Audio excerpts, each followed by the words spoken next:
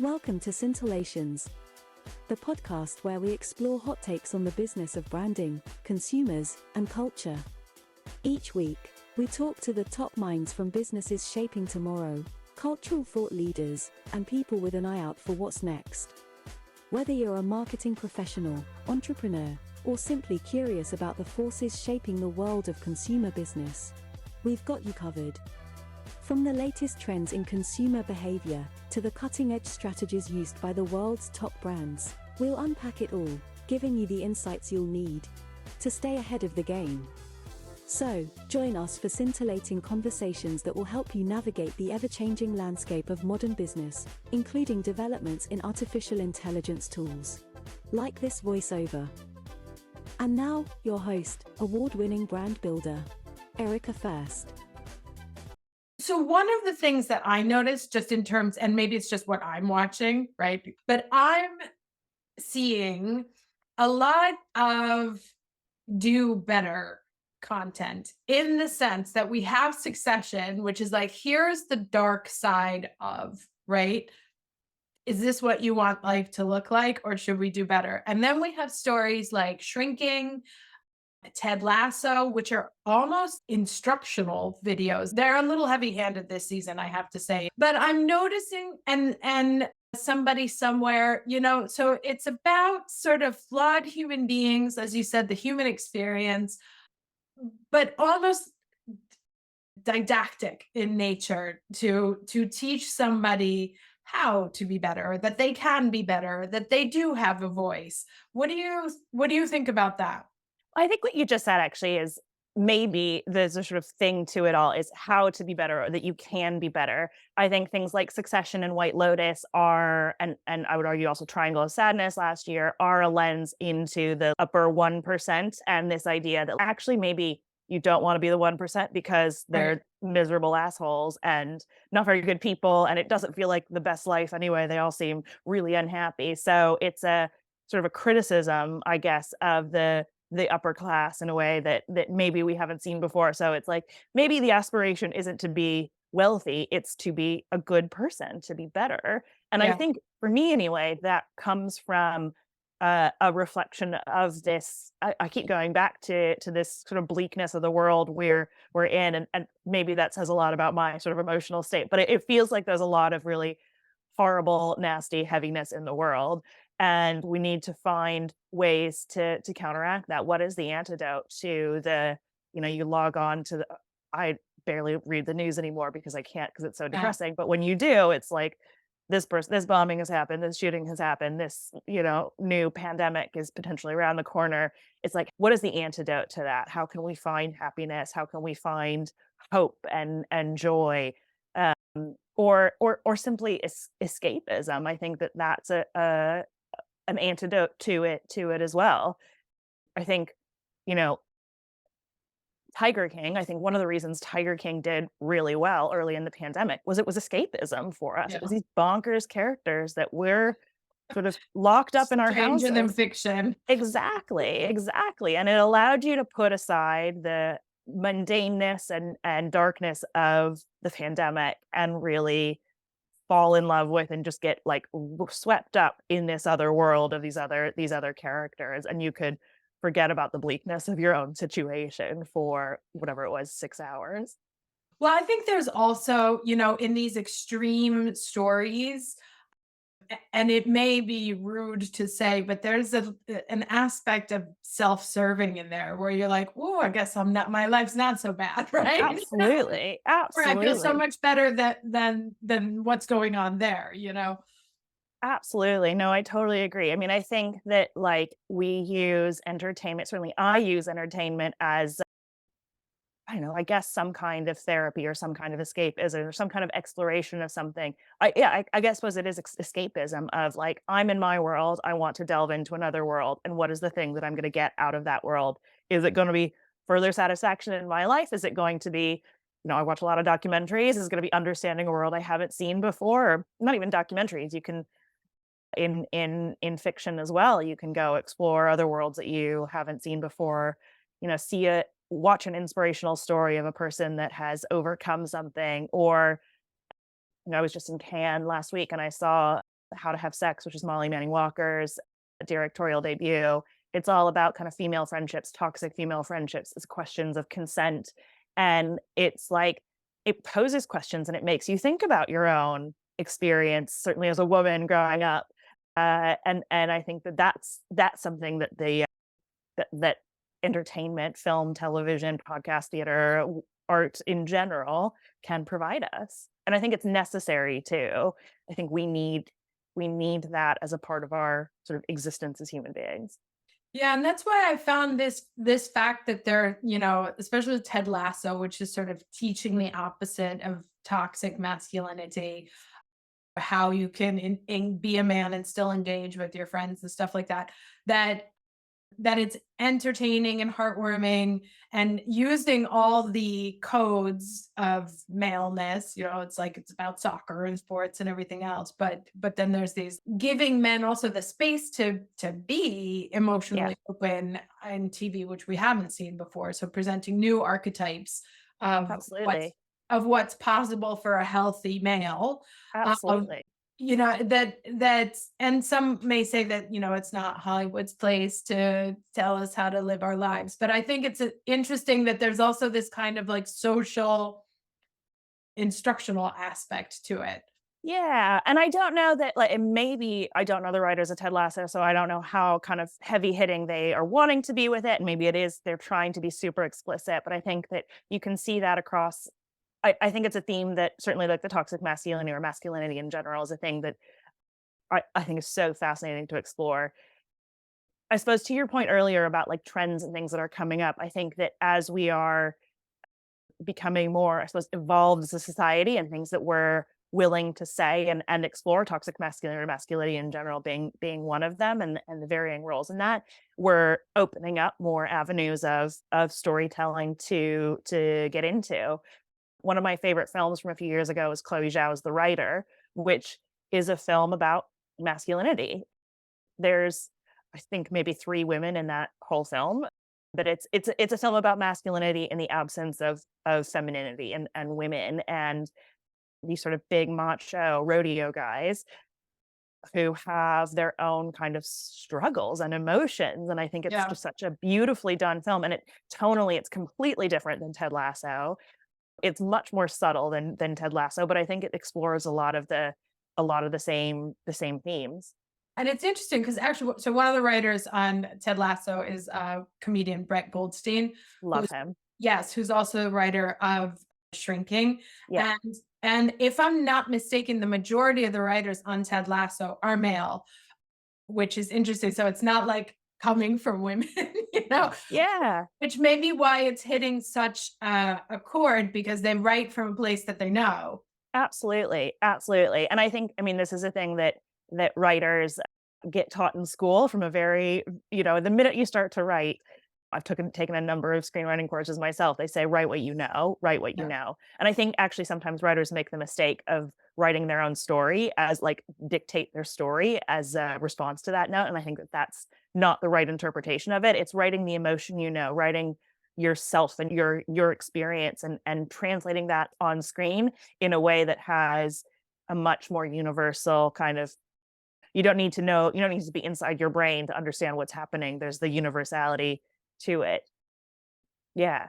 Yeah, and it's funny because I remember watching an episode, I don't remember which chat show he was on, but Brett Goldstein was talking about the fact that they had written Ted Lasso, and it was like at the end, and he was like, I think I'm Roy Kent. Like, I think I need to play this role. Yeah. It wasn't his intention at all. And so that's funny. So it's like literally the opposite. He just wrote it and then was like, wait a second, maybe I'm supposed to play this. Yeah. And it's so funny. I mean, I love Brett Goldstein. I think he's just such an incredible talent. I've read lots of his other writing and I've listened to, he has an amazing podcast that he does as well. And it's interesting because as much as he recognized himself in Roy Kent, the Brett Goldstein that certainly I see and experience in interviews and in his podcast and his other writing, like that's a very different character. Yeah. But you see the sort of emotions that get tied through it. Roy Kent is not a biography of Brett Goldstein, but it is a reflection of a lot of the emotions and the things that he has been through in life, and he recognizes those pieces in himself on screen. I'm so glad that he was the one that he, sort of raised his hand and was like, I need to do this, because I think he's absolutely brilliant in that role. I can't imagine anyone else doing it. Totally agree. Can you explain quickly, since we're like in this moment, what the WGA strike is about for those who don't know? I can explain as much as I possibly can, because I now work outside of the US. I don't work within the jurisdiction of the WGA, but I did start my career in the US, so I have some understanding of it. I mean, essentially, the sort of two of the major points, and they're not all of the points, but two of the major points are around AI, which is a really scary thing that we're faced with now. And who owns the copyright, where do these stories come from, and who are the originators of it, and how do you capture emotion with AI, and how do you tell a story without a real human being behind it? I think that is one of the major issues, and we need to deal with that, whether in the US or around the world. I think that that's a big question that every writer and everybody on the producing side as well, I think, is questioning. So that's a major issue. The other one is residuals from streaming. So traditionally, streaming has not released numbers for their shows or films, where the residuals you would get previously from box office and a theatrical release of a film, or the sort of plays that you would get on television and Nielsen numbers and whatnot. I don't know the specifics of it, but they're sort of all calculated into sort of residuals that you would get. Streaming has circumvented that by not releasing their numbers and making it more difficult for writers to see profits from shows that do have massive successes. So, for example, had Friends been on Netflix, the writers of Friends goes on Netflix and is a massive, huge show, and goes totally gangbusters and makes Netflix subscriber numbers go way, way, way up. The writers of Friends would not have seen an additional penny from that. Whereas when Friends was on in its original ideation on, was it NBC, I think? NBC. The fact of that success, they're invested in that success because the success of that show equals more money for them down the road. Right. I mean, the sort of syndication, that's where everybody makes their money. Exactly. And the executives, certainly the high level executives, are making a lot more money on that. So why shouldn't the creators of those programs also see money from that? I suppose my like this is maybe slightly controversial or spicy, but I think the biggest issue is with the really high level at the top of these big studios. The CEOs of these studios are making like a huge, huge, huge amount of money. I was a studio executive. I worked my ass off to make these films happen. I was not making that money. I would like to be making a little bit more, but I think it's really way, way, way at the top that they're making just an exponential amount of money more. And I think that can get shared down, that people don't need 7 yachts and like 15 homes in Aspen and whatnot. We need to be, listen, I would be happy just to making a little bit more money. I don't need seven yachts. I mean, is 6 enough? Are we sure? I mean, I think so. I think that's really the people that we need to be sort of angriest at are kind of the highest level people who are making this obscene amount of money. I also would argue that we should be looking at some of the really the highest earning actors who are making a lot of money in these streaming worlds. And I especially in the streaming world, I know that they are driving eyeballs to screens and should be compensated for that, but there would not be nothing to say. They'd have nothing to say. These big, I won't name names, some of these big stars that are making 30 million for a film for 45 days of work.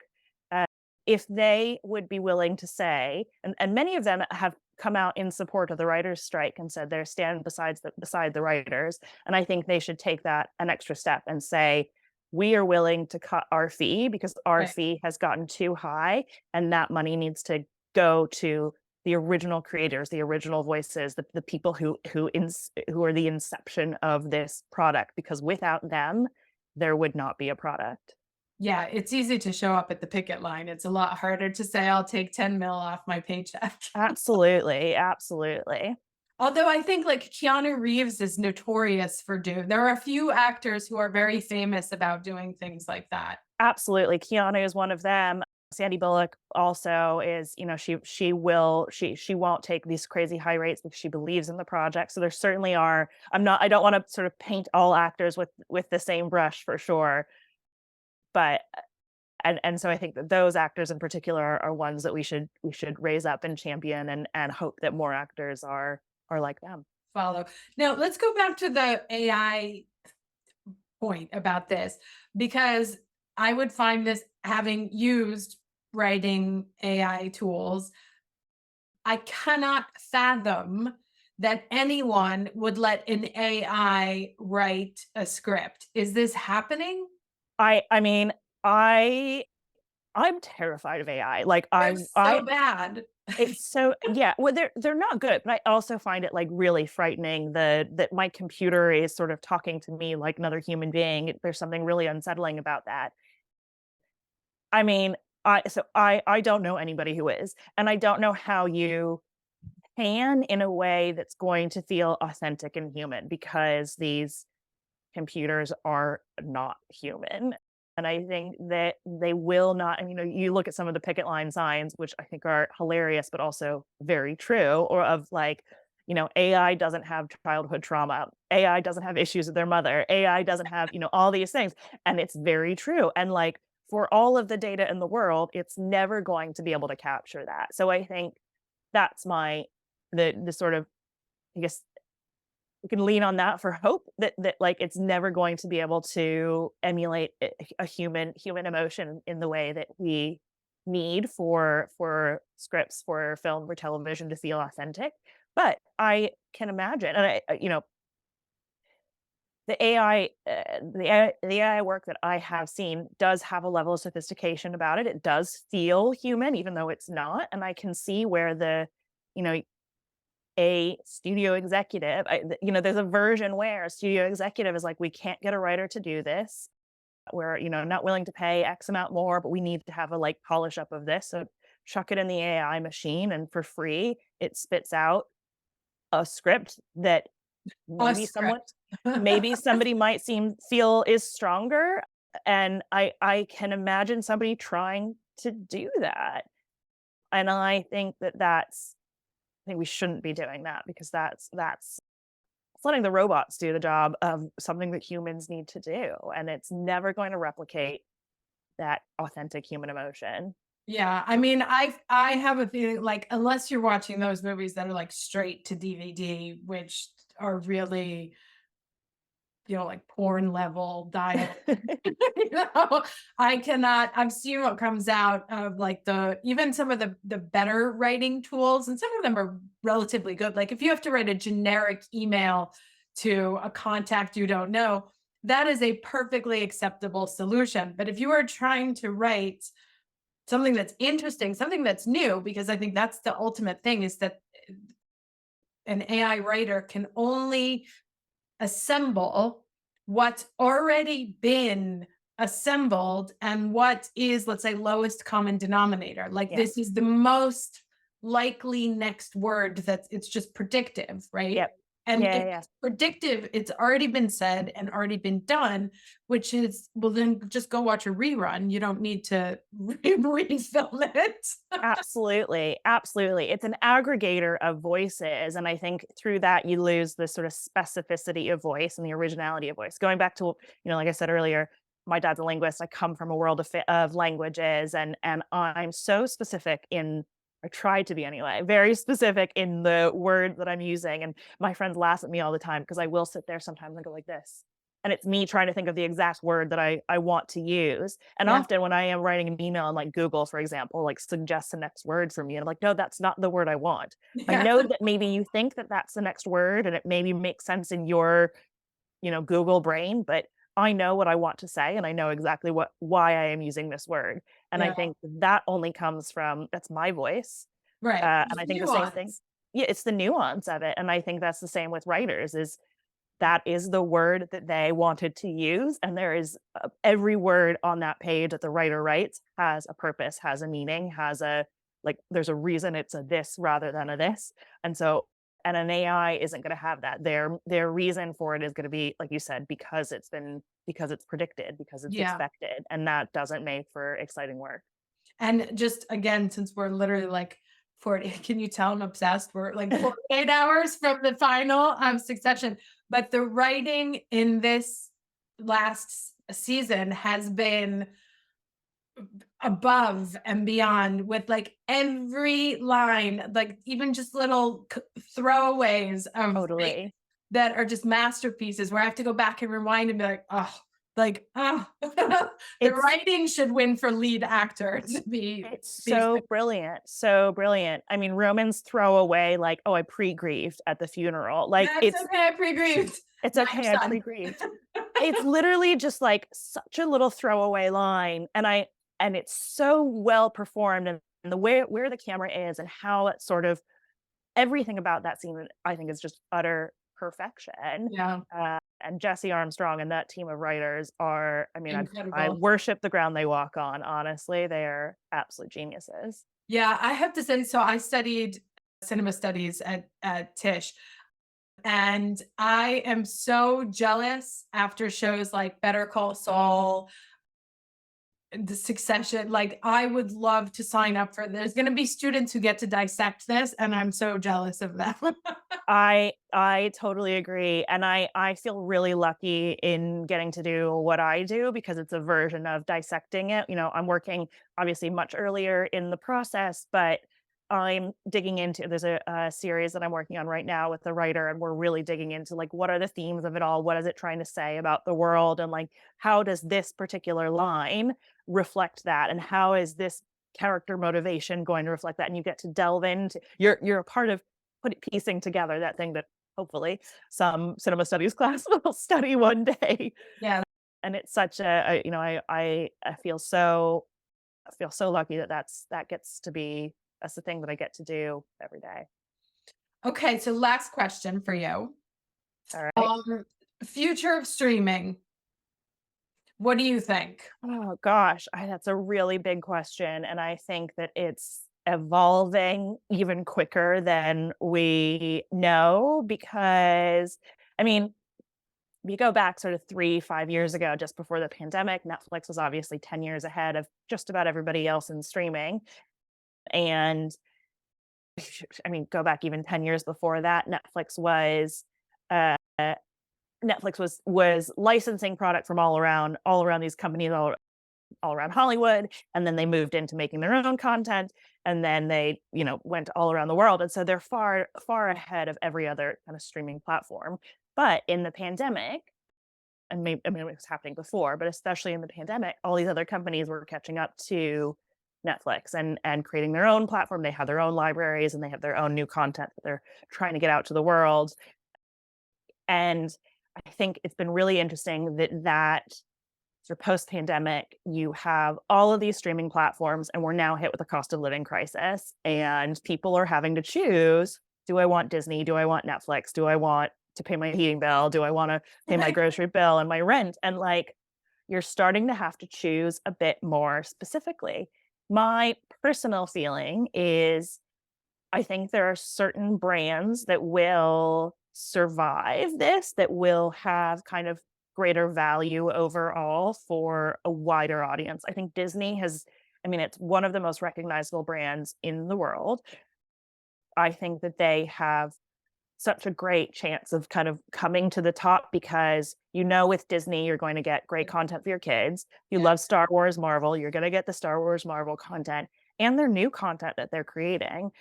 I'm gonna get in trouble for using the word content, but I just want to like caveat out there that I mean like film, television, podcasts, theater, whatnot. Like I don't Not want it to sound TikToks. yeah, just like any kind of art.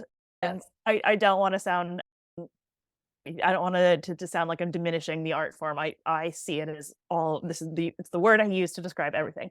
But anyway, I think Disney has managed to the stuff that they're creating and the stuff they have in their back catalog is a recognizable brand that has value. And I think that they will, I want to keep my Disney streaming because I know I want to watch, different nostalgia value, those old Disney movies. And I love a lot of the stuff they're doing now. I don't know that Paramount, Netflix, Apple have managed to identify their brand quite as much yet. And I think that will be the challenge, is it's like, how do they keep their subscribers? Because it's so easy to cancel a subscription, right? You Yeah. just have it for a month and you cancel it, or you find the show you want and you cancel it. So I think that their challenge will be, Netflix is the streaming platform if you what? If you like X, if you want this. Then same with Paramount, same with Apple. So I think it'll be an interesting challenge for them to identify what is that thing that makes them different than the other platforms.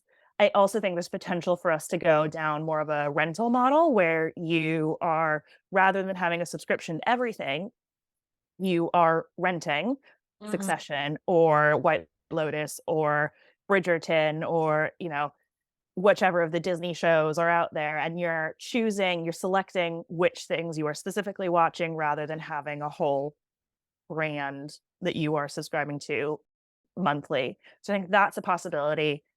Some of the financiers I was talking to in Cannes are talking about bundling. So, is Apple going to buy Netflix? Yeah. Is, everything kind of coming together? If you can't beat them, buy them. Kind of, yeah. I mean, you see in the US that Disney is going to they're talking about absorbing all of Hulu, or maybe they already have, which was part of Comcast before. So that becomes a whole thing. Paramount and Showtime, they're coming together. What does that look like around the world? Mm. So I think we're going to potentially go through a bundling, and it'll look like the sort of cable days of yore, maybe. So I think it remains to be seen. I think we're in a really interesting time with where the streaming wars are at, in combination with the economic situation we're in. Yeah, remains to be seen. Who the hell knows? I wish I had a crystal ball to be able to tell me what's going to come out on top, but let's see. Well, it's also so interesting because the international rights of everything are very different. You have to go country by country. So like in some countries, it will be sold from Paramount. In others, you'll find it on Prime. In others, it's on Netflix. Like, it's really weird from between Italy and France. What they have available and what we have available is very different. And so they have to like wait for all those contracts to expire and bring them back and Yeah, then make order. absolutely. Absolutely. I mean, Netflix, I think, is ahead of the game in this, and that they typically buy world rights to everything, or when they create something, it's world rights. I think certainly Paramount International is not quite world rights yet. So I think that they're selling off things to certain territories that they don't exist around the world yet. Mm. So I think it's also going to depend on the streamers. Some of the streamers are a bit more ahead of the game in that, and others are still having to sort of sell off territories in order to get their budgets for things. Okay, so I don't want to have kept you for an hour now. So tell people how they can get in touch with you if they want to work with you, and just also explain a little bit better what you do so people know if they're contacting you. Yeah. Thing. Best way to get in touch with me would be through my LinkedIn. You just search for me, Kellye Carnahan, Kellye. And basically what I do is I will typically work with writers or producers who are working with writers already. And the sort of main thing that I focus on is development notes. And I will work with you to help shape your script to be ready to present to financiers or to streamers or distributors or whatnot, or to take out to cast. That's my bread and butter, is really working with writers and producers and directors as well to really shape their script from that development stage. Typically, it's better if you have more than at least a treatment or a draft of a script. But that's kind of the thing that I typically focus on. And it will be more about the story and the characters. And when I give development notes, when I help to develop the script, I'm always thinking about who is the market for it, who is the audience for it, what is the end game. So we're working on a script. It's like, who is going to watch this movie and why, and how do we lean into those things within the story to make sure that that is going to attract that audience. Awesome. Okay, well, this has been amazing. Thank you so much Yeah. for sharing all your Thank you wisdom. for having me. This has been really fun. Yay, awesome. All right. I'll talk to you soon. Yeah, you too.